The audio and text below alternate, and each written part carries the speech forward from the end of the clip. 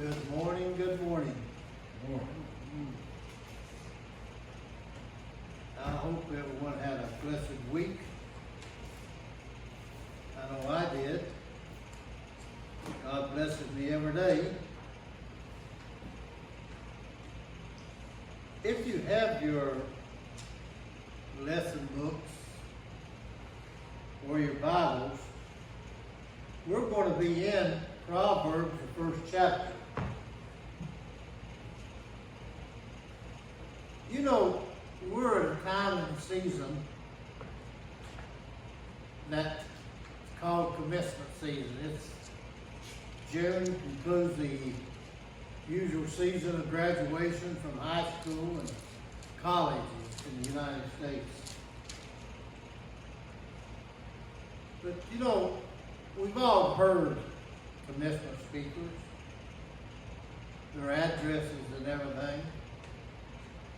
But hearing a commencement speaker's address, a graduating body of students, is a standard part of almost any graduation ceremony. Yet how much of what is said really affects or reflects on genuine wisdom? And how much merely just sound good just because it is at a certain time in their life? But let us imagine, just for a moment, that a person's been invited to give a commencement exercise at a state university or at a big high school. And that speaker begins like this: I want you, graduates, to strive to be wise and prudent in your behavior. Do what is right and just and fair to others. Teach others the right way in their lives.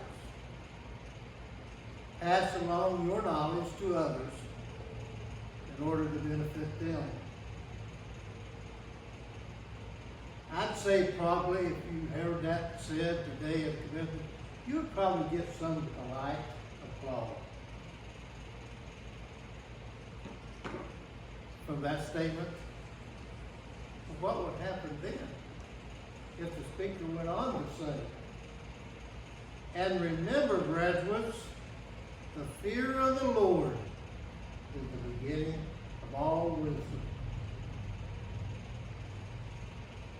In the secular setting, no doubt some of the audience would reflect an object to the use of, and object to the use of this religious language. You see that today. Anytime someone says anything today, hardly, in a public setting that God said or is written in the Bible, there's always a sarcastic mark made about it. Even more likely than that, people would question the truth of the assertion that does wisdom really come from the fear of the Lord?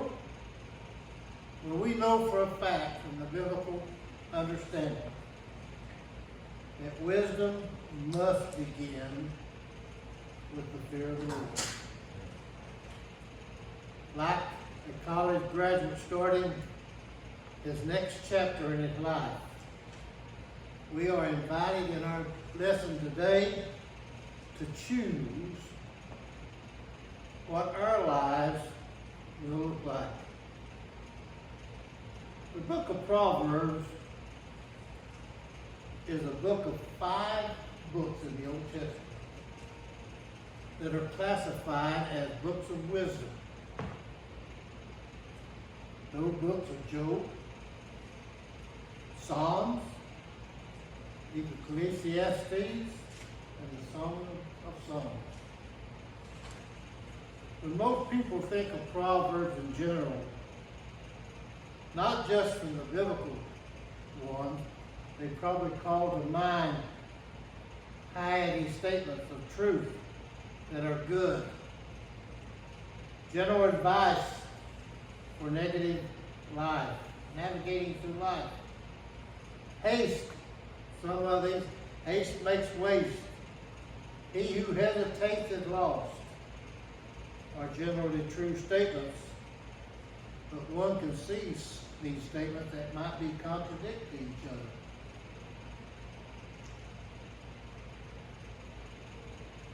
In the books of Proverbs, this statement is mentioned 3 times. Proverbs of Solomon. You will find that in chapter 1:1. You will find that statement in chapter 10:1. And you will also find it in chapter 25:1. But our lesson today is called Listen to God's Wisdom. We want to listen to His wisdom. Now, as our lesson, I said, comes from Proverbs. The verb Prov means for. The verb means a word or speech or saying, Proverbs. In other words, it is made up of 2 words. That means it is something is being said. And we see that in Proverbs, anytime we read a proverb or hear a proverb, a lot of times there's some underlying information that sometimes we don't understand. But if it affects us, then we understand what we're saying. But let's look here. Let's look at some things in following phrases of the most common to us. I'm in over my head. How many times have you heard that being said? I'm out of my elements. I've been out of my elements several times in life, I have to admit it. And I've been in over my head many a time also. Can't get my head around it. That's been used an awful lot of times. I hear this in speeches a lot of times. Coming up short. I think we all can say we come up short sometime in our life, don't we? So that's a pretty sound reason. Just treading water.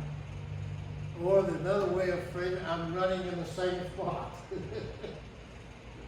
I used to, when I was in sports, my coach would tell me, he said, "Need to move, you're just standing there running in one spot." Well, treading on water is basically the same thing. Not up to the task to do it. How many times have you heard employers tell their employee, you're just not up to the task? We hear that a lot. The theme appears that we've just read here are a feeling of what? Inadequate or incompetence in our lives. But let's look at some more of these phrases. Let's look at proverbs which show competence in our lives. Some of those are a stitch in time saves 9. You ever heard that one? I haven't. I've heard it many a time. My grandmother. My grandmother might have said it, but I probably wasn't around when she said it. You know. Pride goeth before the fall. That's biblical, right? Least said, soonest mended. You know, I looked at that one, and I can honestly say that I've never heard that one before. But then it reminded me, when I read that, least said, soonest mended. My thought went right straight to Brother Peter. When he talks about the tongue,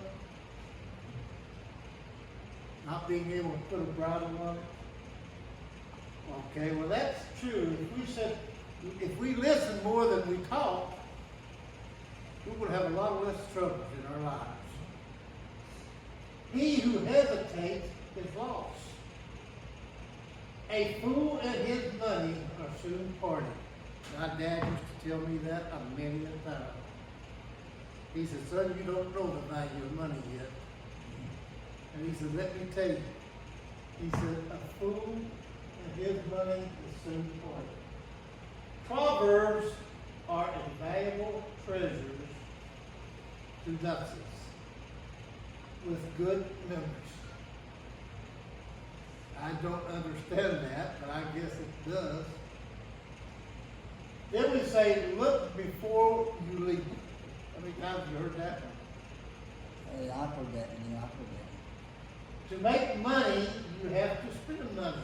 Now, I've heard that in the business world many a time. But there's a lot more to that than just that one saying. To spend money, to make money, to spend money, but there's a little bit of underlying there. You've got to know what you're spending money on in order to make money. The straw that broke the camel's back. My grandmother used to say that all the time. And then, how many of you ever heard this one? And I'm going to remind you where I heard this from. I hear it all the time. Fortune favors the bold. How many of you ever heard that? You know where I heard that from? There's a TV show that a captain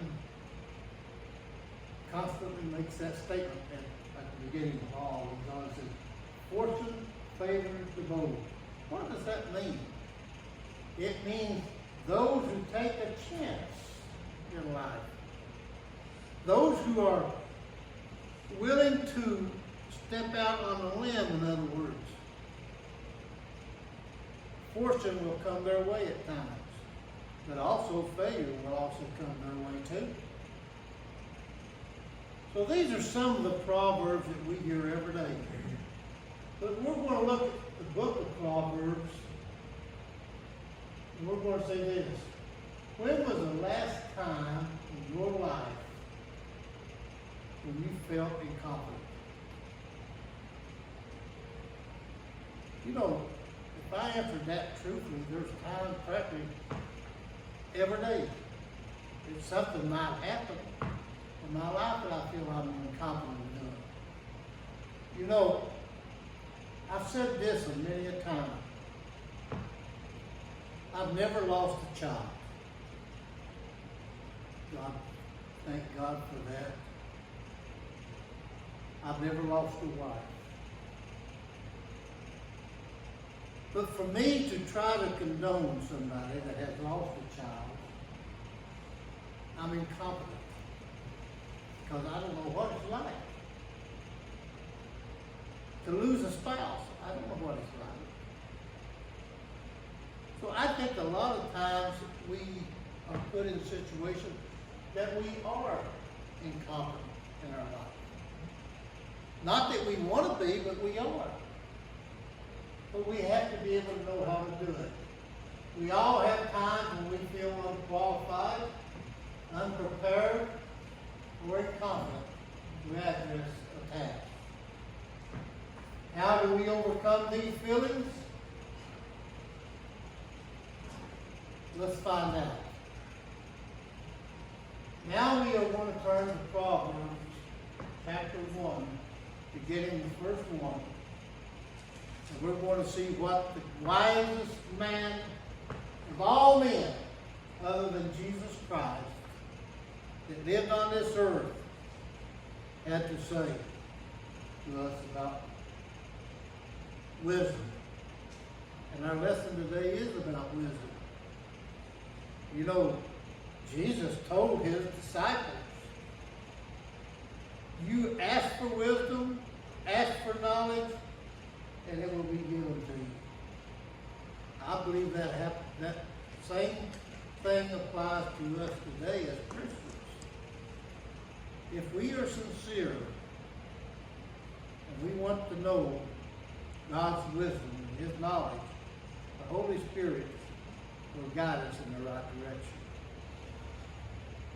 In verse 1, as I said earlier, there's 3 places in the whole book of Proverbs that has this phrase. The Proverbs of Solomon, son of David, king of Israel. Right off the bat, Solomon in his Proverbs, he says this, and I'm perfect. I am Solomon. I am the son of the high King David that used to be, and I am now the king of Israel. In other words, my heritage came from King David. King Solomon reigned. If you go back and you study, he reigned between 970 to approximately 930 BC. We know that during Solomon's reign, Israel was fortified into one nation. It prospered. But you know, there's one thing as I read Proverbs, some of the wisest sayings there is. And then I come up with this proverb that I hear a lot. Do as I say, but don't do as I do. Proverbs is written by a man that was wise and told you what you should do, but Solomon didn't follow his own advice. And even in the latter part of his life, in Lamentations, he says it's all for naught. Everything that I've done, everything that I've lived, the whole way I've lived, everything has been for naught. Though he was wise, as I said, his direction was opposite from what he taught. Solomon married women and more women. And Solomon's downfall was a woman, or women. He got away from God's by setting up astropoles, altars for false gods, and his wives led him astray. As a result, the Lord told Solomon this, that the impressive kingdom that David, his father, had left him to rule, he told Solomon it's going to be divided upon your death. He said, I'm going to wait till you die. He did give Solomon that, God did. But God could very well split Israel right then. But he said, no, I'm going to do it and let your sons take part of each one. If everything Solomon's failure to continue to practice wisdom underscores the accuracy and the soundness of what is recorded in Proverbs. And we see that in Proverbs 4:23. Then we look at verse 2.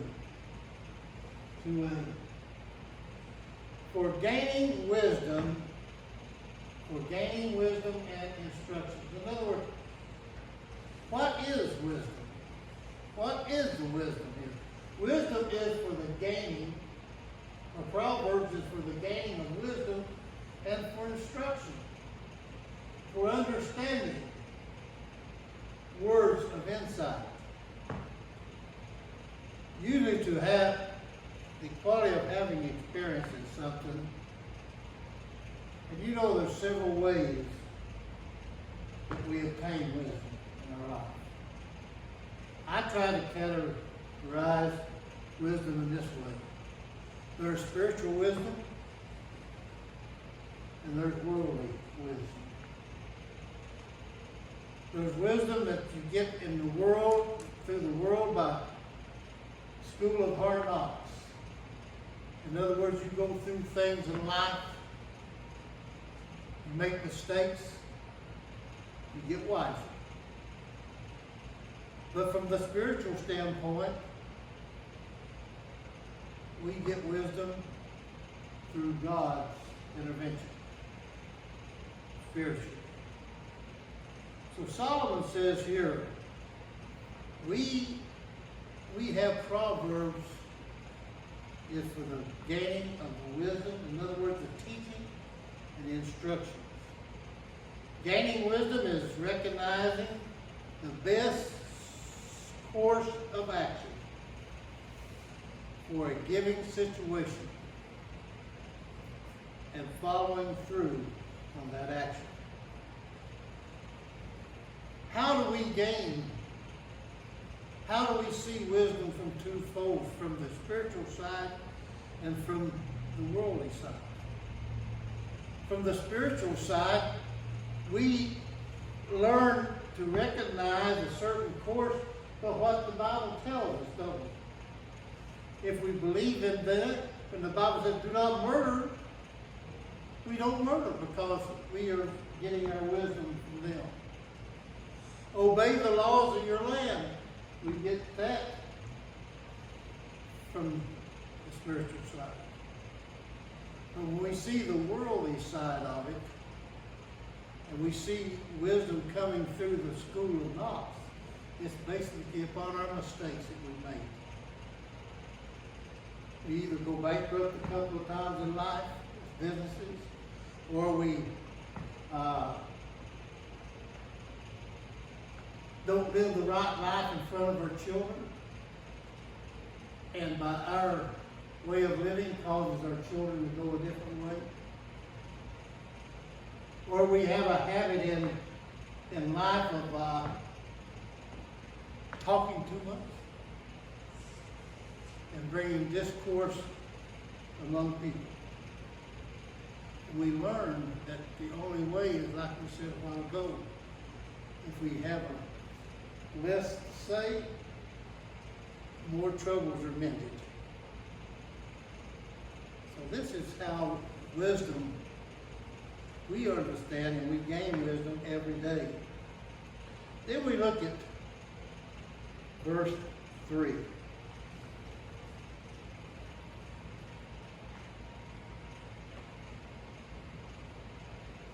verse 3 it says, for receiving instruction is prudent. Or if you want to say, as some of the translation says, well advised instead of prudent. For receiving instruction is well advised in one's behavior and doing what is right and just and fair. You know, God has always told his people, do things just. Do things that are fair. And one of the best statements ever made was made by Jesus himself. He said, do unto what others as you would want them to do unto you. You know, that's a good golden rule. That's good wisdom, though. If we treat people bad, we're going to have a negative effect on those people. We're going to be treated bad. And we see right now, and I hate to bring it up, but I have to. We see it happening in our country today. We see how negative remarks, we see how unjust people have been. We see it coming to a boil right in our own country today. But Jesus and God have told us right from the beginning, even through Solomon, 900 and some years before Christ. If we'd have just took that lesson and said, do unto others as you want them to do unto you. The word translated prudence, behavior, emphasizes discernment in our life. In this verse, one sees the way in which godly wisdom is to manifest itself. The Hebrew word translated right is translated elsewhere as righteous. In other words, to be right with something, to be right with God, you're righteous with God. But let's go back down and see where that's coming from. To be righteous, for me to be righteous, or for you to be righteous, is only through what? Jesus Christ. God sees our righteousness through the righteousness of Jesus and his shed blood. Because Jesus made the statement, there's only one that is righteous, and that is the Father himself. So when Solomon's talking here about being right, he's being right in the sight of God. Being righteous in the sight of God at that time. Being just does not apply only to the ethical standards of judicial settings. It also includes the idea of applying good reasoning in a situation that confronts one on a daily basis. You know, it's hard at times. And I've experienced this with my children. But it's hard from a parent's standpoint till you get to know them. If you have two kids contradicting each other, which one is doing the right thing? It should be just. It's justice be done. If one comes to Dad, if I ask one, I never will forget. I had 4 kids, 1 son, 3 girls. My baby daughter was one that was an instigator. She would love to get trouble started, and the next thing you know, she'd be off in the corner somewhere. Sit back, watching it, and listening.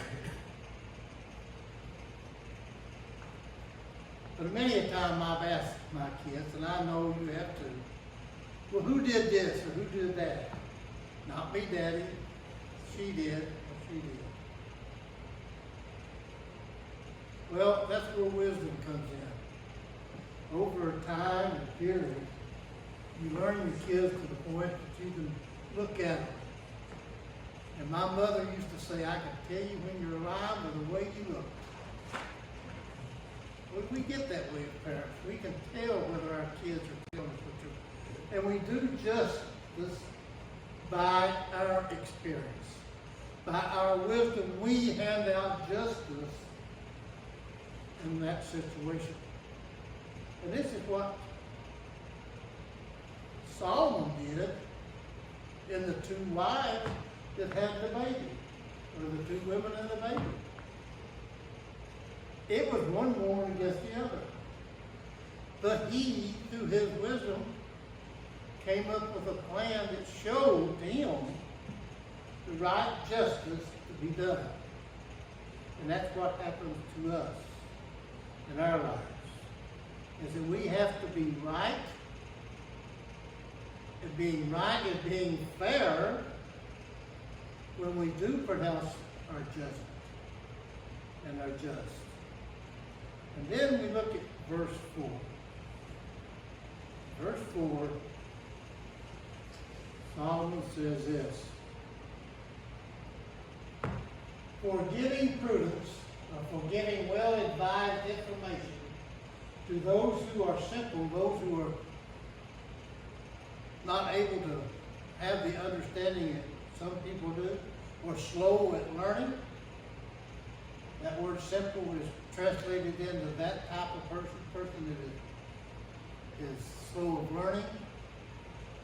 Knowledge and discernment, caution to the young. In other words, for giving our advice to those that are slow to learn, the knowledge and the discernment, they can be cautious to the young. We can put them on the right track. And we know then, for a victim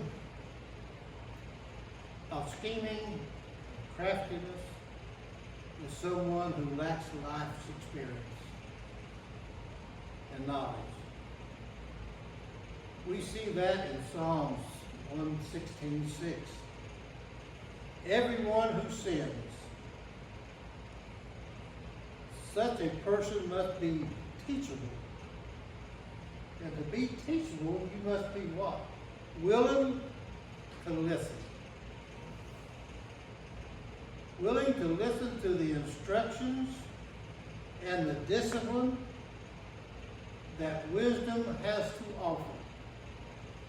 So even to the simple-minded person,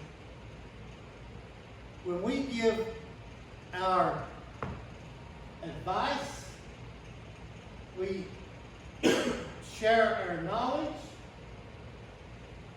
and we show them the caution in their life, we are teaching them if they're willing to learn. That's the only way they're going to be taught. And we have so many people today in our society, you couldn't teach them if you wanted to. It's just like the old saying of the person that's on dope.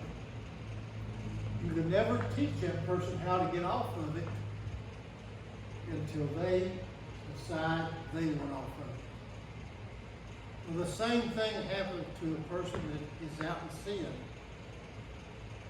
You cannot bring a person to Christ and until that person realizes that he's a sinner. So that person realizes that he's a sinner, then you can talk to him, you can get to him. But we have so many people today that's so simple-minded as this verse is telling, you can't talk to them. Because they look at this and say, I'm already saved. And they use the old cliche, if God is just a just God and a loving God that you say he is, God ain't going to send me to hell. That's the attitude they take. Those simple statements, simple-minded people, you can't get to. And then we see in verse 5,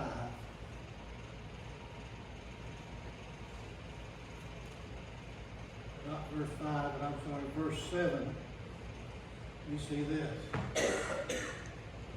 The fear of the Lord is the beginning of knowledge, but fools despise wisdom and instruction. Well, what is Solomon saying here? I think a lot of times as Solomon later on his life, as he lived, he looked back and he seen how he was living, and he says this, the fear of the Lord is the beginning of knowledge. Well, the fear of the Lord is what? Also the beginning of wisdom, isn't it? But let's go back to one thing. There are three words that Solomon uses. Wisdom, knowledge, and understanding. Okay. I'm going to give you my version of how wisdom comes about. First off, you have to be taught, or you have to experience something the hard way. That's knowledge.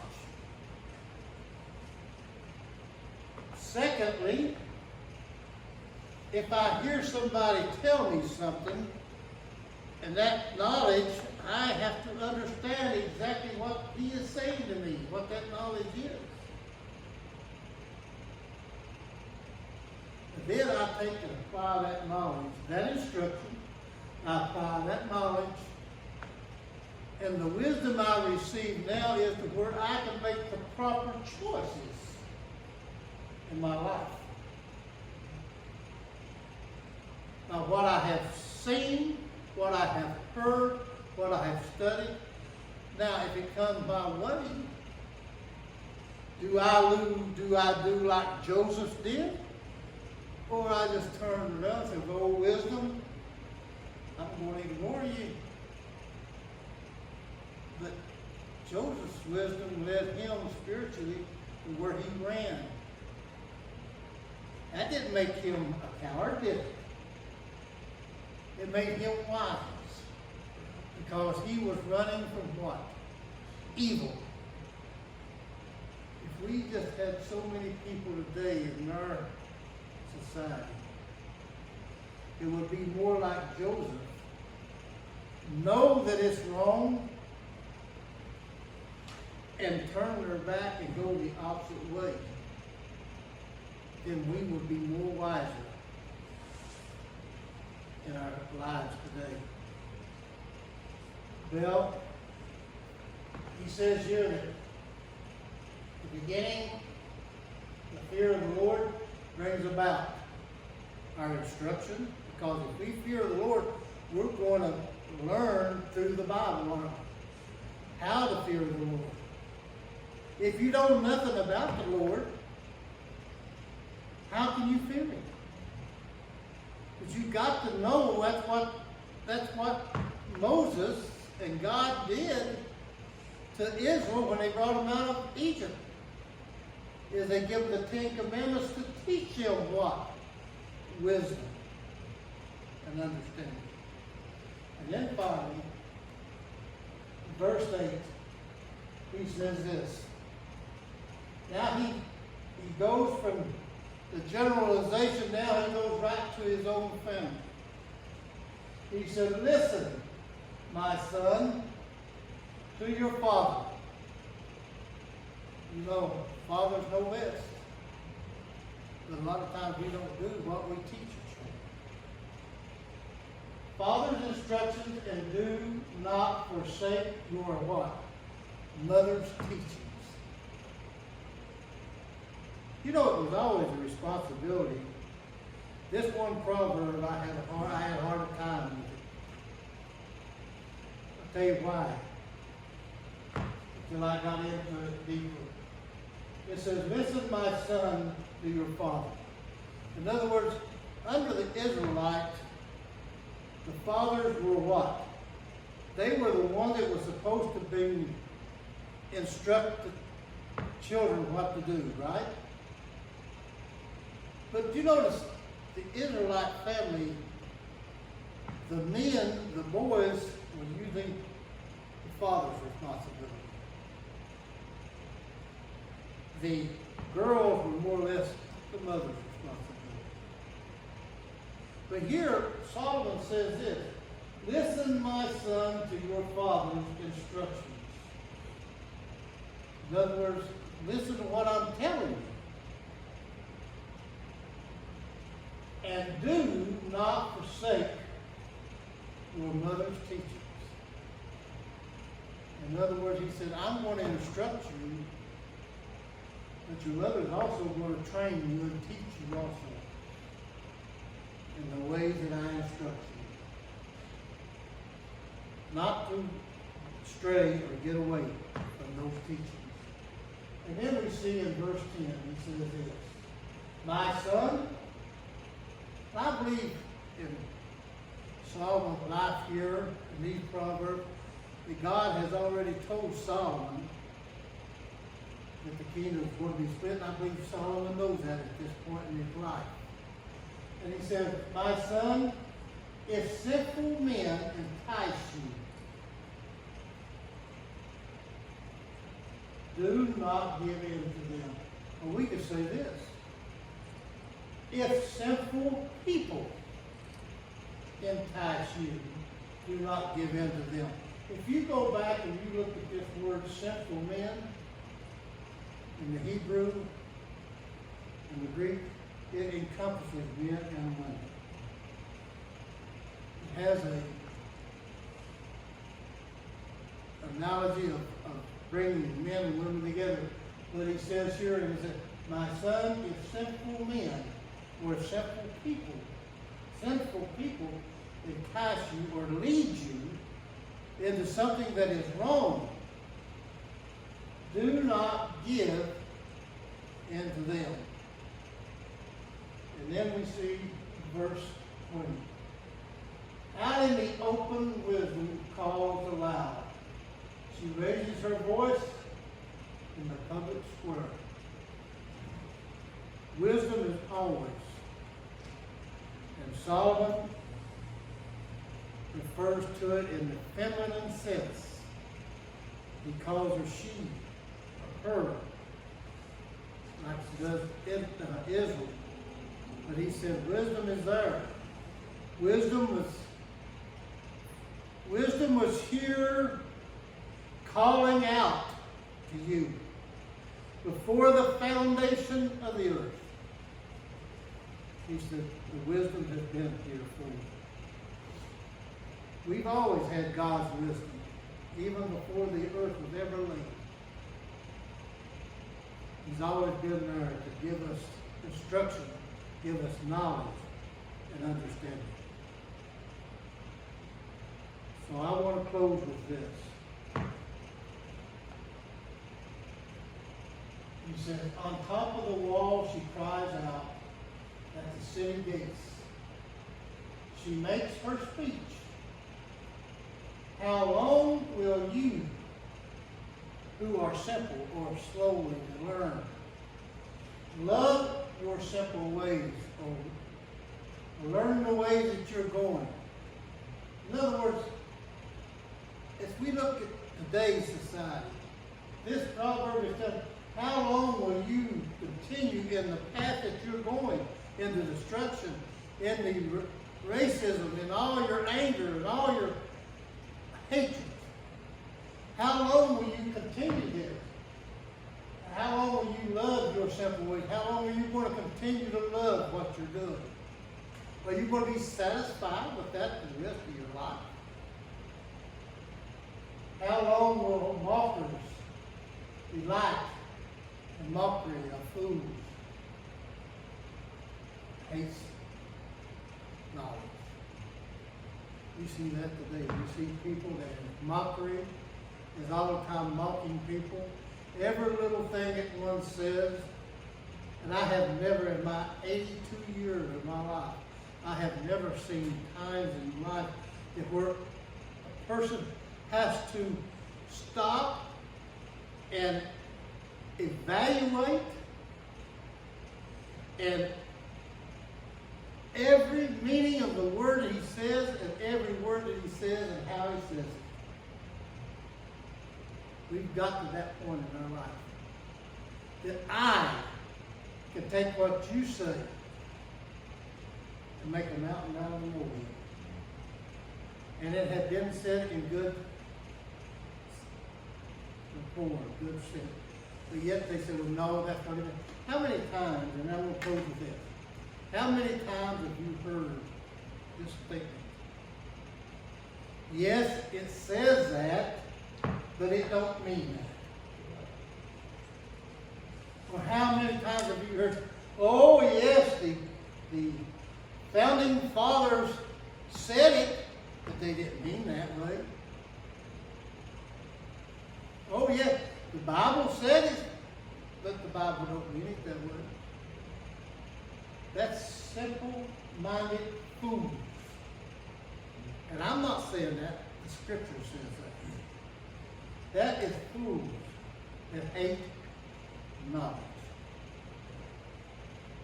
So I pray we as the church, that we will get up and that we will show the world.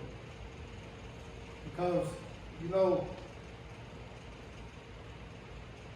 Paul says we are a peculiar people.